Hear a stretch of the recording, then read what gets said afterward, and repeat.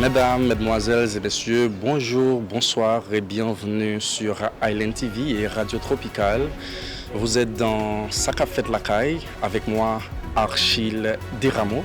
Ce soir, place à un rendez-vous exceptionnel, la grande finale du concours national de débat podium. D'un côté, Flambeau du Nord du Cap-Haïtien et l'autre, Bellecombite Tijo de Port-au-Prince. Deux équipes, un seul trophée, une bataille d'idées où droit et culture s'affrontent avec éloquence. Alors, deux équipes d'exception s'affrontent. Nous avons Flambeau du Nord, fier représentant de Cap Haïtien, et Bellecombite Tijo, digne ambassadeur de Port-au-Prince. Deux visions, une seule quête, convaincre. Alors, le thème de ce soir transcende l'exercice rhétorique. Il touche à l'essence de notre société, interrogeant cette frontière fragile entre foi et justice, entre tradition et droit. Une question qui, au-delà des mots, façonne notre identité collective. Alors permettez-moi de saluer l'engagement des organisateurs, des encadreurs et des partenaires qui ont rendu cet événement possible. Alors grâce à vous, le débat s'affirme comme une école de citoyenneté et un pilier de la démocratie. Alors, chers finalistes, ce soir n'est pas un duel, c'est plutôt un hommage à l'intelligence, une symphonie d'idées. Car vous incarnez un futur où la parole construit, où le débat élève, où l'éloquence éclaire.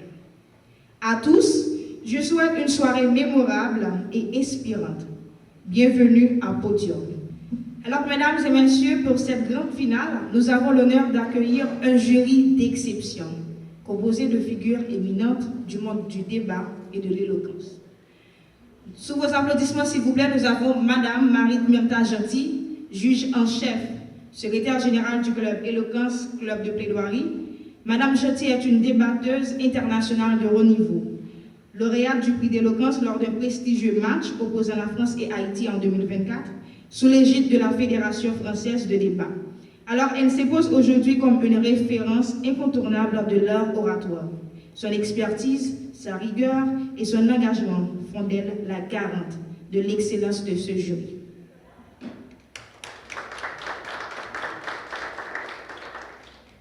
En deuxième lieu, nous avons Madame Samantha Desvarieux, qui est la responsable des relations publiques du club Éloquence Plaidoirie. Alors, elle est grande débatteuse. Madame Desvarieux s'est illustrée en menant son équipe à la victoire lors d'un des plus prestigieux plaidoramas en 2024. Son leadership, son éloquence passionnée et son sens aigu de la persuasion en font une voix respectée et influente au sein de la communauté oratoire.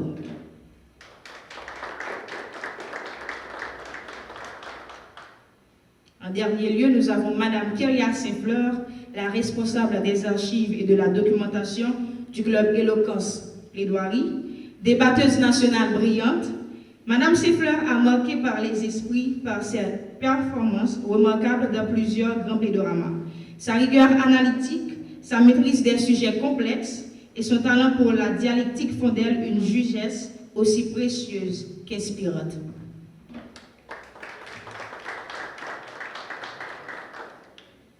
Alors, ce panel d'expertise variée et complémentaire incarne l'excellence que Podium s'engage à promouvoir. Accueillons-les chaleureusement encore une fois.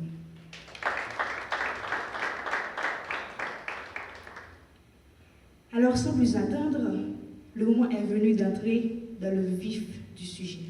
Nous avons deux grandes équipes.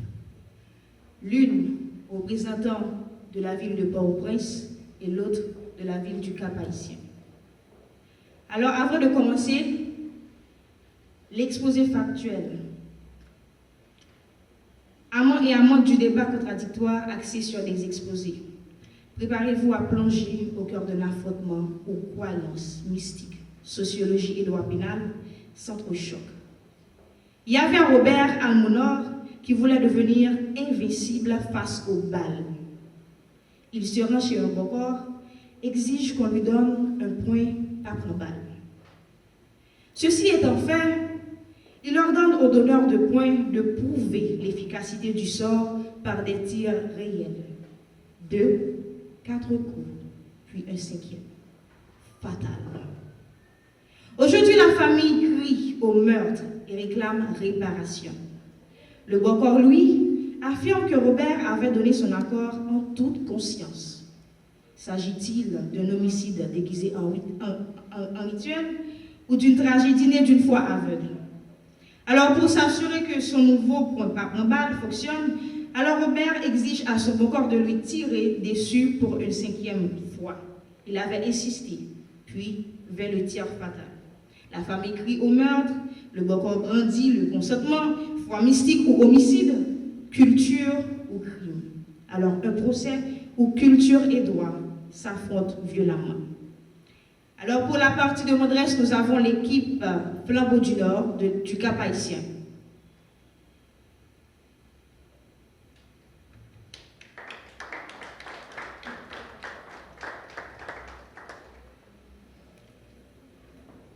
Nous avons Roubnadel Placide, qui est mémorante ancien juridique, lauréate de la 8e édition du concours de plaidoirie du Bureau des droits humains en Haïti, qui est aussi présidente de Jury Group Haïti.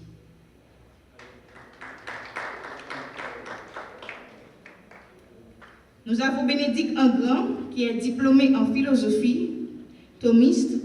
Il a gagné le 3e prix du concours de texte du Nouvel An, organisé par Le Témoin.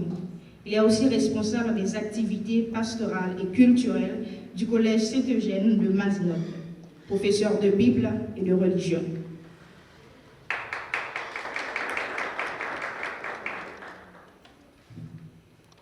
Et nous avons Rougélie François, qui est juriste de formation. Sous vos applaudissements.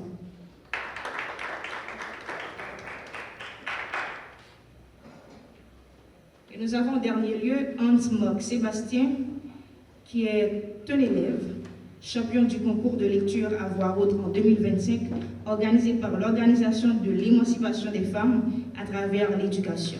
Sous vos applaudissements.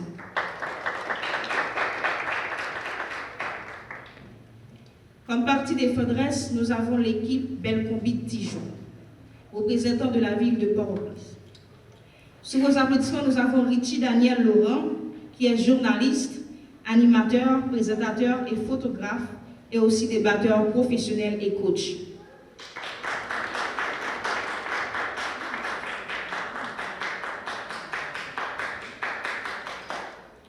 Nous avons John Mockley Slovenski-Javier, qui est double mémorant en sciences juridiques et en philosophie à l'Université d'État d'Haïti, certifié en communication, rédacteur. Il a gagné le prix Éloquence et champion en débat au Plaidorama du 2 novembre 2024. Sous vos applaudissements, s'il vous plaît.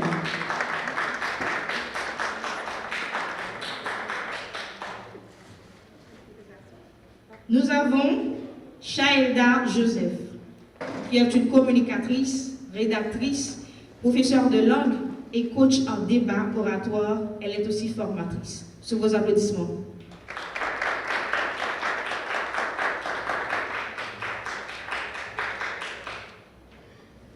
Nous avons mademoiselle Norali Dara-Luisi, qui est originaire de Delma. De ce parcours est la diplomatie et les relations internationales à l'INAGI. Elle a été finaliste et représentante du concours La Parole organisé par Mapoula. Sous vos applaudissements.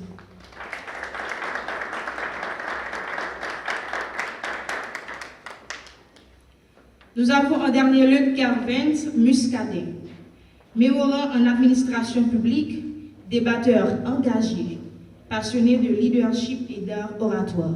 Sous vos applaudissements.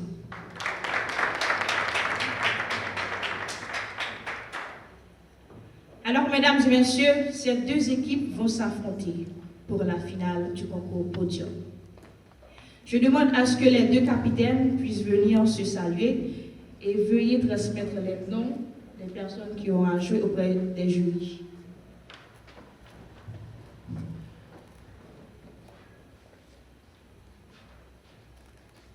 Alors, la maîtresse de cérémonie a omis un débatteur de la partie de Mondresse, c'est bien Nevelus Schleifer, qui est étudiant en sciences juridiques.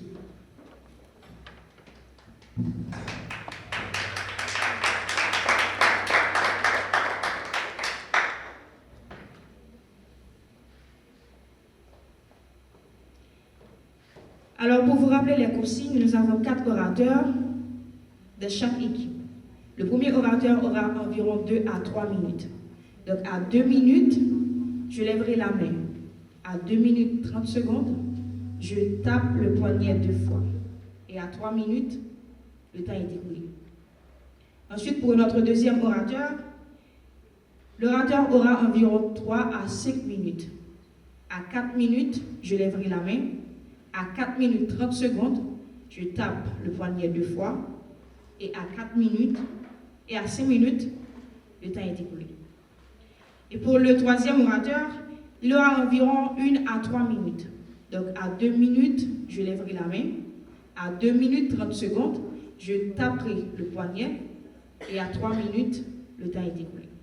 Ensuite, il y aura une pause de 10 minutes pour nos 2 derniers orateurs, afin qu'ils puissent se préparer. Si l'équipe souhaite sortir, donc c'est à leur choix, c'est possible. Donc leur discours aura environ 7 à 10 minutes. Donc à 9 minutes, je lèverai la main. À 9 minutes 30 secondes, je taperai le poignet. Et à 10 minutes, le temps est écoulé. Et s'il y aura réplique, les répliques dureront 1 à 2 minutes. Donc à 1 minute, je lèverai la main, 1 minute 30 secondes, le poignet, et 2 minutes, le temps est écoulé.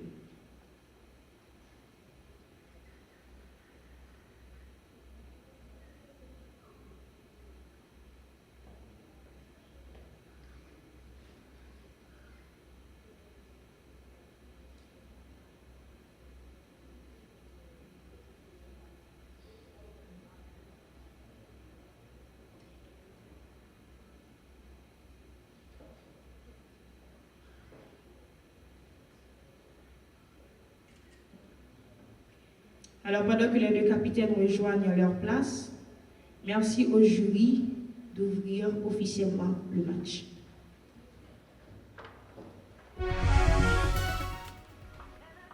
Honorables membres du jury, respectables membres de l'équipe adverse, coéquipiers, coéquipières, chers amis. La vie, ce phénomène par lequel l'individu puise de l'énergie dans son environnement, la transforme, métabolise et excrète, crée sa propre substance qu'elle tire de son environnement et qu'elle régénère sans cesse. La vie se nourrit donc de la matière inerte qu'elle active et anime. Mais pour nous les humains, c'est aussi l'ensemble de nos rêves caressés, des caresses reçues et offertes. Voilà ce qui n'appartient maintenant qu'au passé de M. Robert Almonor. Parce que Bokor a décidé ainsi, sous prétexte de tester quelques formules magiques de pacotille, plongeant ainsi dans une profonde peine sa famille chérie. Et pour qui, aujourd'hui, nous demandons justice et réparation. Certes, il était possible de lui redonner vie, mais le Bokor doit assumer sa responsabilité pénale. Considérant les faits, l'équipe adverse va probablement débiter la célèbre maxime latine volenti non fit injuria, signifiant que nul ne fait tort à qui consent, afin de souligner le fait que la victime était consentante pour qu'on lui tire dessus. Le consentement de la victime est défini par le vocabulaire juridique cornu comme étant l'adhésion donnée d'avance par une personne à une infraction portant atteinte à ses droits. Sauf que cet argument est limité par le fait même que le consentement qui en découlerait entrave la dignité de la personne. Même s'il y avait consentement, il ne supprimerait pas légalement l'infraction ni n'affranchirait le Bokor de sa responsabilité pénale. Votre client l'a tué. C'est pourquoi mon équipe soutient l'argument suivant. Le consentement est invalide. La vie est un bien juridique indisponible. L'article 3 de la Déclaration universelle des droits de l'homme stipule ceci. Tout individu a droit à la vie et le pacte international relatif aux droits civils et politiques, dans son article 6, accorde une protection légale du droit à la vie sans exception pour la croyance ou le consentement. Chers membres de l'équipe adverse, Avez-vous déjà vu un document en droit pénal haïtien ou international qui nous dit que le fait que la victime ait consenti à ce qu'on lui ôte la vie constitue une cause d'irresponsabilité ou de non-punition? L'article 5 de la Déclaration universelle des droits de l'homme stipule que nul ne sera soumis à des traitements cruels, inhumains ou dégradants. Alors, considérant cela, les pratiques culturelles ou religieuses qui portent atteinte à l'intégrité physique ou à la dignité de la personne ne sont-elles pas inhumaines et dégradantes? Merci.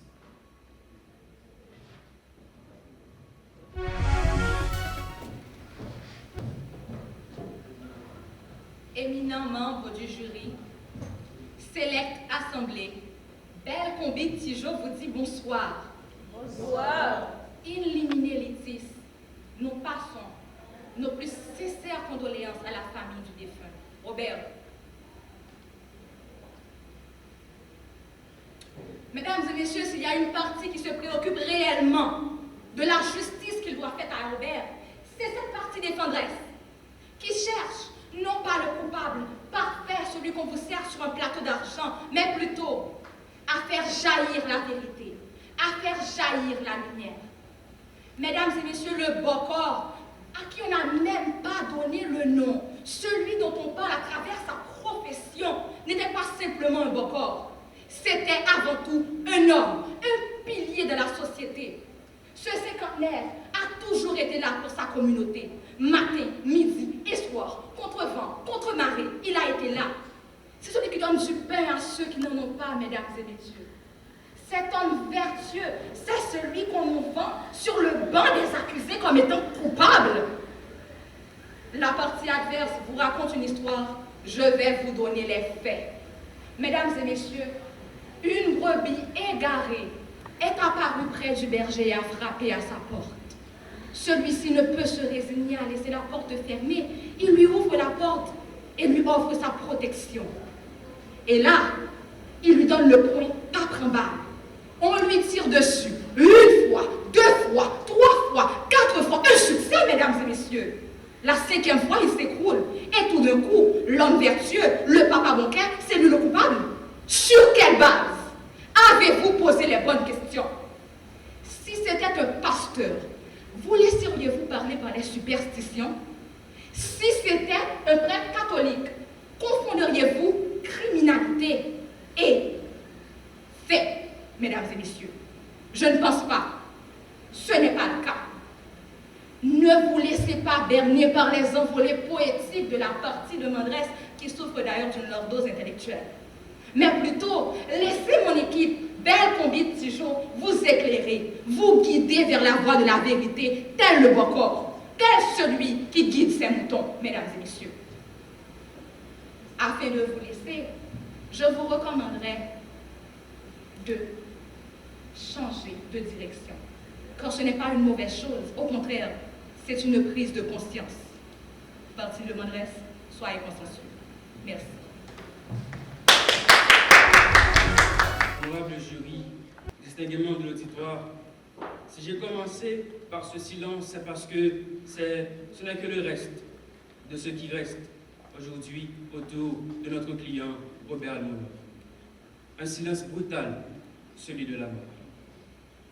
Permettez-moi à présent de saluer l'équipe adverse, de les féliciter. Parce que, oui, vraiment, ils le méritent. Car ils ont su profiter avec autant de finesse que de stratagème des subtilités du droit pénal afin d'affranchir un meurtrier de sa responsabilité pénale, même lorsqu'il a été tiré 5 fois par son semblable. Mais au-delà de cette habilité, il y a une réalité. Laquelle? Eh bien, nous ne pouvons pas échapper. Robert n'était pas un paragraphe du code pénal. Ce n'était pas un concept.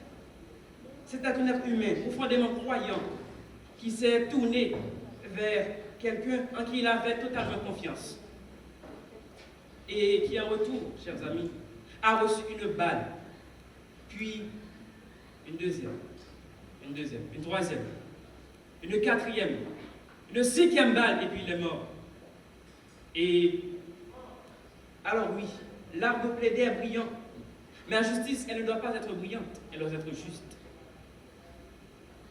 En avant même de parler d'articles de loi, rappelons une chose très simple. On ne teste pas un rituel avec une vie humaine. Utilisant comme cobaye un homme qui était un père, un cousin, un ami, un fils, notre ami Robert Almonor. C'était un être humain avec une famille qui espérait le revoir le soir, ce soir-là. Mais il est mort à cause d'une balle lancée par celui en qui il avait confiance. Et au nom de cette justice, nous vous demandons très humblement de regarder au-delà des subtilités et de tenter et essayer de décanter le vrai du faux. Et c'est pour cela nous réaffirmons, nous, l'équipe Flambeau du Nord, notre position en avançant l'argument suivant. Selon l'article 240 du Code pénal haïtien, l'homicide commis volontairement est qualifié de meurtre. En droit pénal, chers amis, il y a ce qu'on appelle l'intention criminelle. L'intention criminelle est caractérisée par deux choses. 1. La conscience. 2. La volonté. Le Boko avait la pleine intention de tuer mon client. 1. L'intention criminelle. La volonté, il a levé son bras. Il a braqué. Il a pressé la détente. C'était la volonté.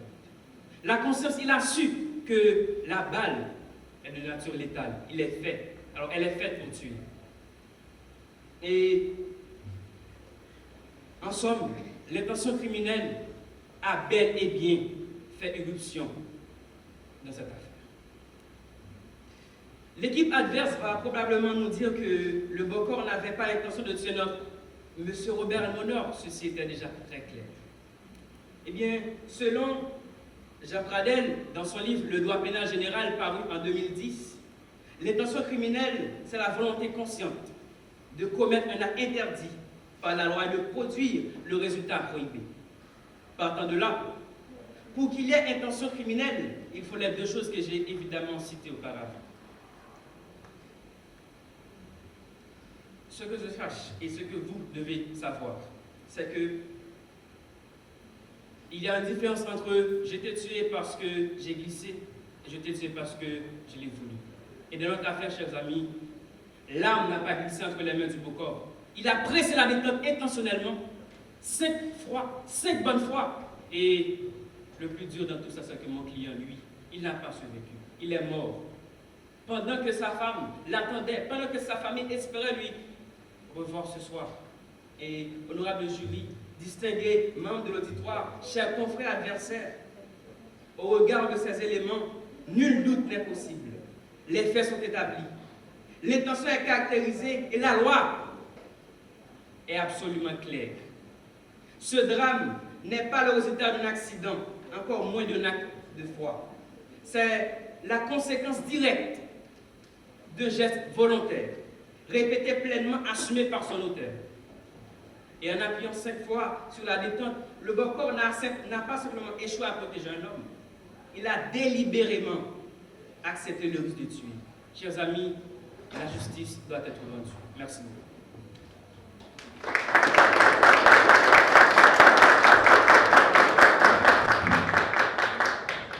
Mesdames et messieurs, je me suis plu à regarder mes adversaires, lunettes bien vissées, des perroquets bien dressés, code pénal sous le bras comme des témoins de Jéhovah en mission d'évangélisation. Leur tâche semble claire. Réciter à plein poumon leur psaume préféré. Article 240, donner l'âme volontaire. Et ils l'ont même mal dit parce que dans le code pénal que nous avons ici, c'est l'article 245. Vous voyez? Bravo! Quel exploit! On croirait voir des écoliers récompensés pour avoir bien récité leur table de multiplication. Mais la justice, mesdames et messieurs, ce n'est pas un concours de récitation. La justice, c'est une intelligence qui s'applique au réel. C'est cela que nous venons défendre aujourd'hui. Et nous allons développer cet argument de manière à ramener la partie adverse sur Terre.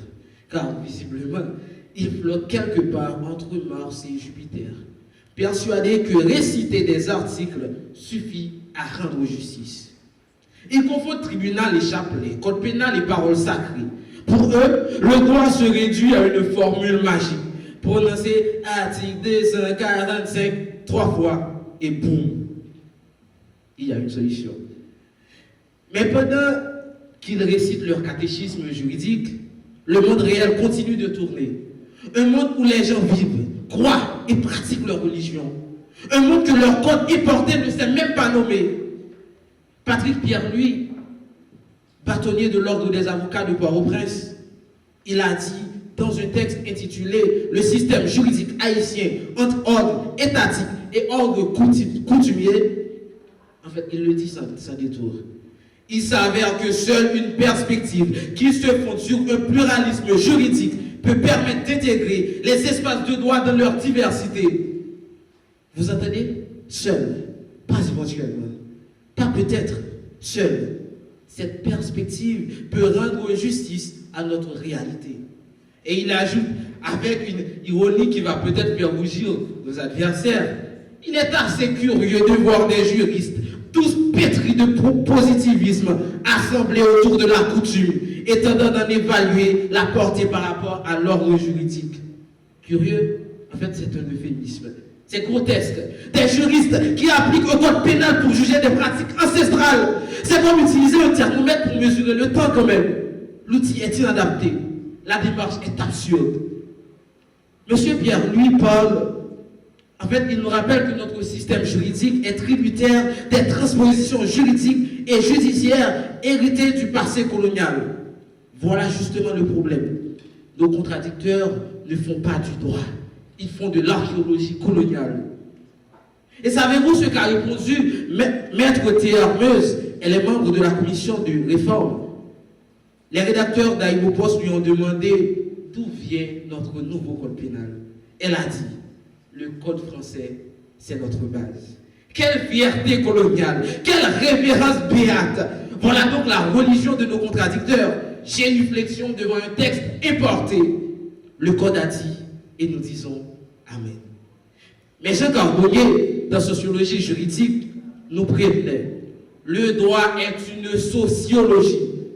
Et le comble, leur propre code, à l'article 35, reconnaît, n'est pas responsable celui qui agit sous une contrainte à laquelle il n'a pas pu résister. Or, la transmystique est cette contrainte. Mais non, ils préfèrent ignorer leur propre texte sacré quand ils contredisent leur croisade. Otto Confront, dans On Uses and Misuses of Comparative Law, l'avait prophétisé. Transplanter une loi sans son sol d'origine, c'est le vouer au dessèchement. Nos contradicteurs sont en train d'arroser un cadavre juridique et s'étonnent qu'ils ne fleurissent pas. Deux chemins s'ouvrent à vous. Coloniser ou reconnaître. Condamner et vous sacrer l'emprunt. Acquitter et vous signer l'acte de naissance d'une justice haïtienne. L'un perpétue la servitude juridique, l'autre proclame notre souveraineté culturelle. Aujourd'hui, mesdames et messieurs, ne vous jugez pas, en fait, vous ne jugez pas un homme. Vous jugez si Haïti a enfin le droit d'être Haïti. Au fond de nos adversaires, la justice n'a plus besoin de juge. Un perroquet bien dressé suffirait. Il récite l'article 245, on applaudit et le tour est joué. Merci.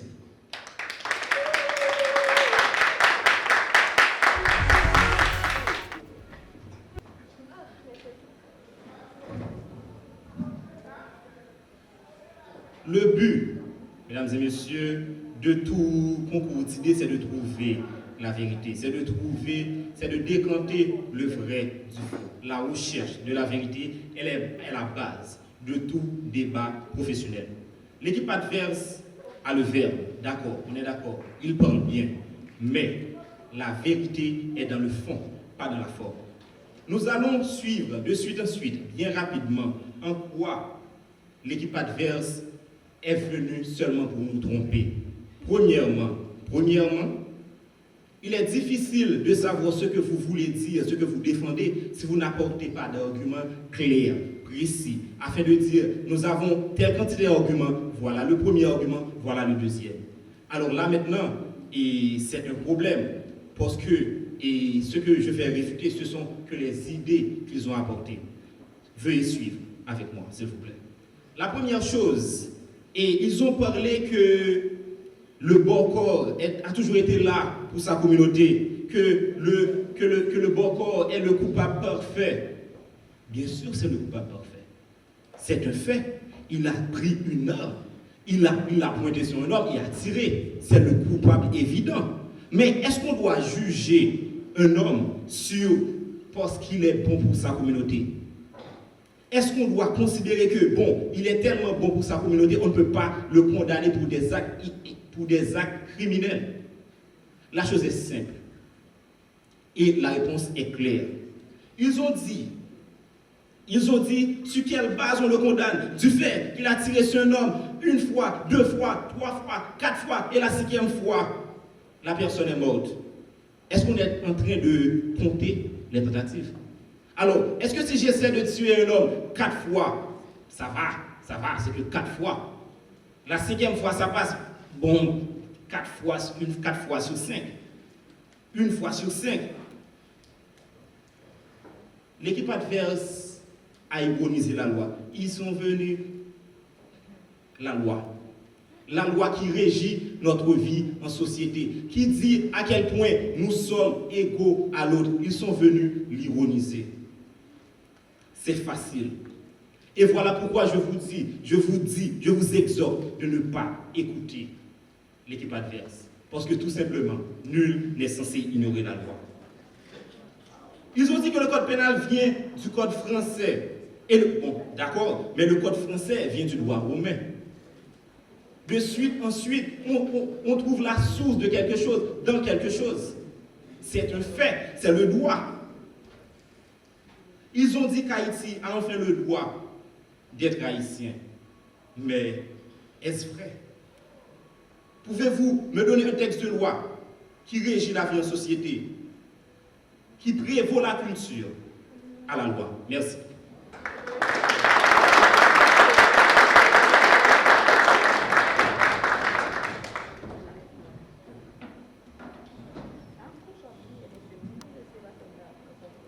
Mesdames et messieurs les membres du jury, chère assistance, après avoir écouté attentivement mes coéquipiers et celui de l'équipe adverse, je vous invite à regarder cette affaire avec lucidité.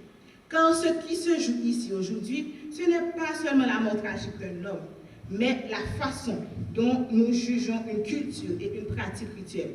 Et nous avons même entendu l'équipe adverse dire des formules magiques de pacotille. Formules magiques de pacotille?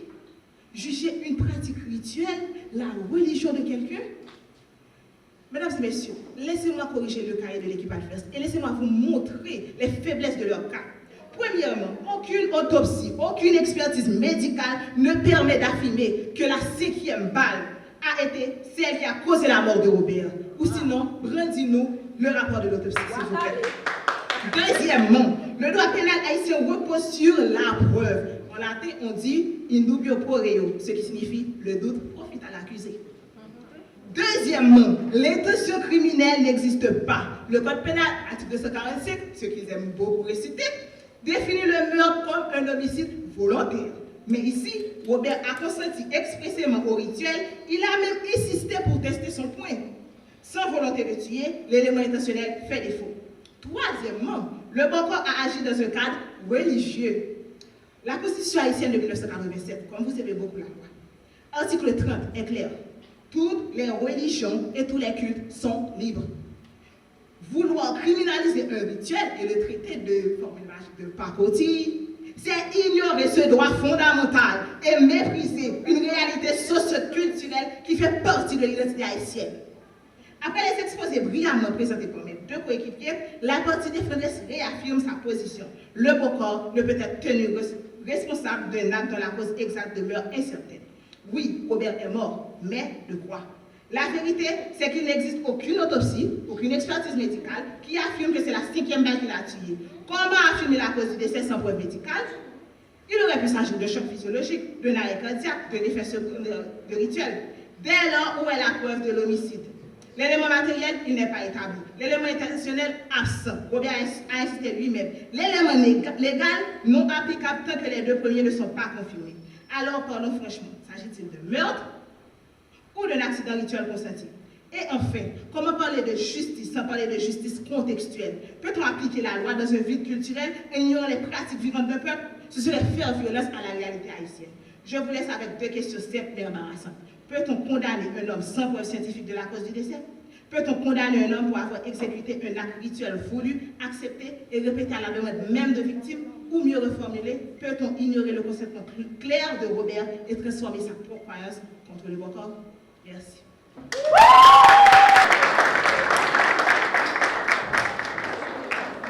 Alors, je vais vous rappeler les faits.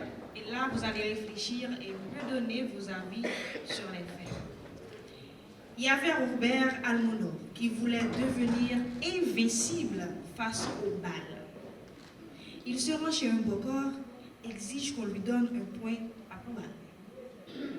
Ceci étant fait, il ordonne au donneur de points de prouver l'efficacité du sort par des tirs réels.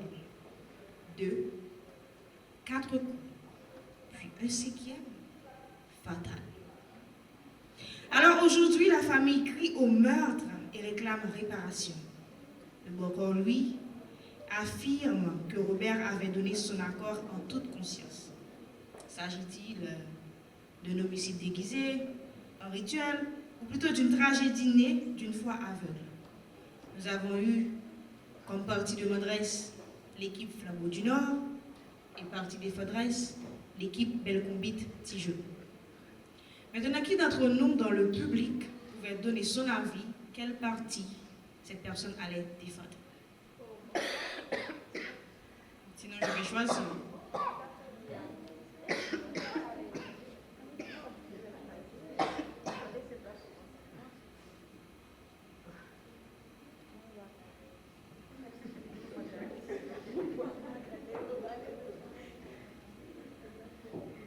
Donc, je choisis cette dame. Une dame. On commence par une dame.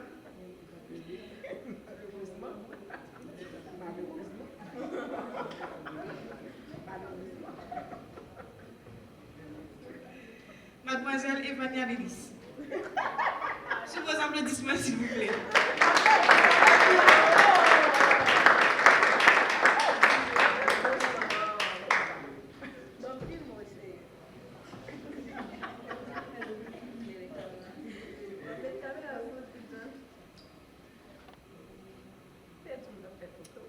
Bonsoir à tous et à toutes. Je suis Evania Delis et on m'a choisi pour pouvoir donner mon avis. Qu'est-ce que j'allais choisir si je faisais partie d'une équipe.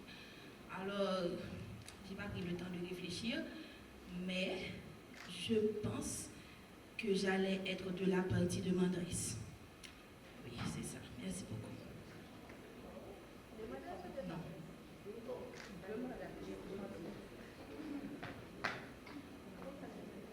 On prend un garçon.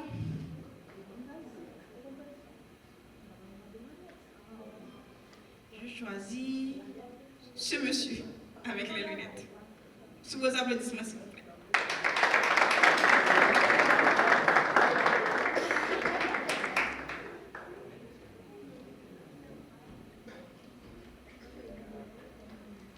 Bonsoir à tout le monde. Et moi, je ne vais pas discourir. Et je pense que j'allais choisir la partie de Mandresse également. Merci. Bon, parce que alors, j'ai bien regardé le sujet et je pense que c'est plus facile à défendre. Okay? Du côté de la partie de Mandresse.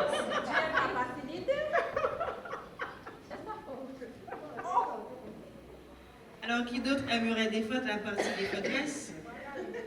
Sinon, je vais rechoisir. Il y a Mademoiselle Ricardi. Sous vos applaudissements, s'il vous plaît.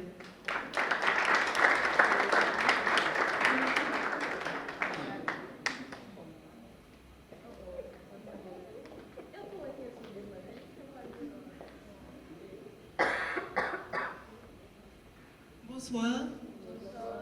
suis Ricardi Jacques. En fait, je crois que j'allais défendre le Rougan. Donc, je serai de la partie défenderesse parce que pour moi, le Rougan agissait sous contrainte et que son client était une victime consentante. Merci.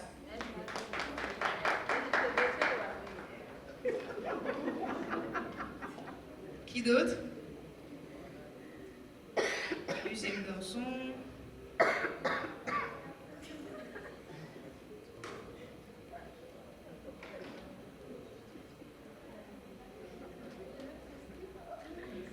Ok, je choisis un monsieur qui parle là maintenant auprès de... On va voir le monsieur au fond.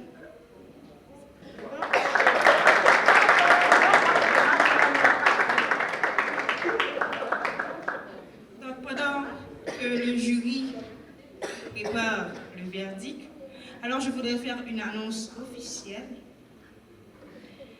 Alors, la grande finale du concours podium qui s'annonce comme un moment très décisif aujourd'hui.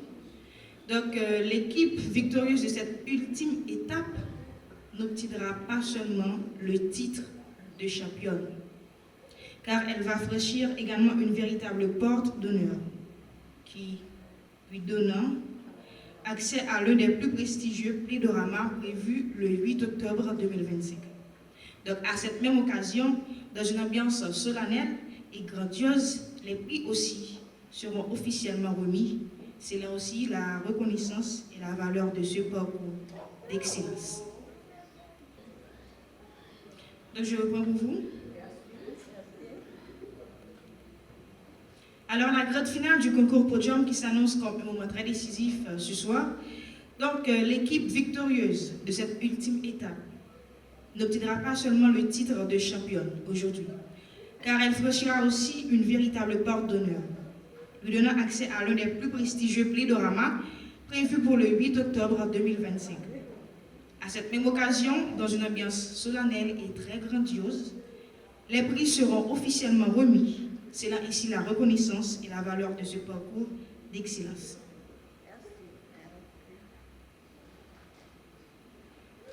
Donc, le concours de podium étant un grand concours, un grand projet qui n'a pas pu se réaliser seul, nous avons eu beaucoup de partenaires très engagés pour la réussite de ce projet.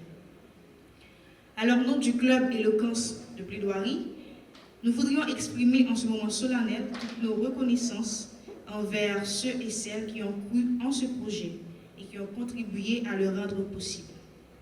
Notre première pensée de gratitude va à l'UNESCO, qui a discerné de cette initiative bien plus qu'un projet, un instrument d'éducation, de citoyenneté, de paix et de mémoire. L'appui de l'UNESCO à la fois symbolique et concret nous a tous portés. Un merci spécial au ministère du Tourisme pour son accompagnement constant et sans faille. À nos pères spirituels, le révérend Michel Eugène, le père Jean-Vital Blaise du Collège Notre-Dame, qui ont répondu avec empressement et générosité. Veuillez recevoir nos sincères remerciements. On dit merci aussi à la Voix et Cœur d'Haïti qui a enrichi de sa présence cette aventure mémorable. À l'équipe d'Héritage du Nord qui a pris soin de notre délégation avec disponibilité et chaleur. Nous devons une gratitude très profonde. Nous remercions également l'entrepreneur John Jérôme Gentil, cofondateur du Grand Nord Bâtissement SA, pour son engagement. Nos remerciements s'étendent à la presse, particulièrement à Standard Mania, pour avoir fait écho à notre démarche, et à Jackie Georges pour la photographie, dont l'œil attentif immortalise cette cérémonie.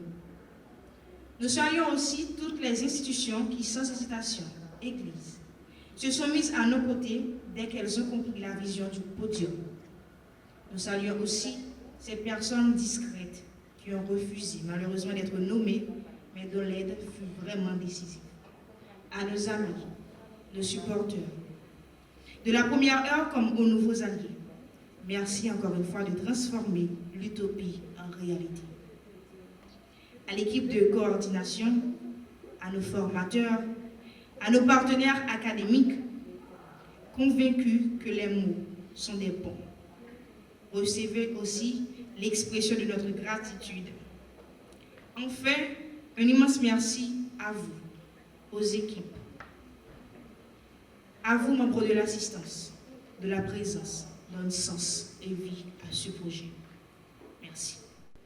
Miséricorde pas fini. Et puis l'aime fait, ou kembe moi nan bras. C'est ça que fait depuis me lever, jusqu'à ce que moi coucher, m'a chanté pour bonté ou bon Dieu. Toujours fidèle dans toute vie, moi. Pas de mots pour me dire aux jambons, pour moi. Tout autant, moi, qu'à respirer, m'a chanté pour bonté ou bon Dieu. Bonté ou toujours à me suivre moi, li toujours à me suivre moi. Bonté ou toujours à me suivre moi, li toujours à me suivre moi. Moi ba ou la vie, moi soumettre devant, moi ba ou tout bagaille. Bonté ou toujours à me suivre moi, li toujours à suivre moi.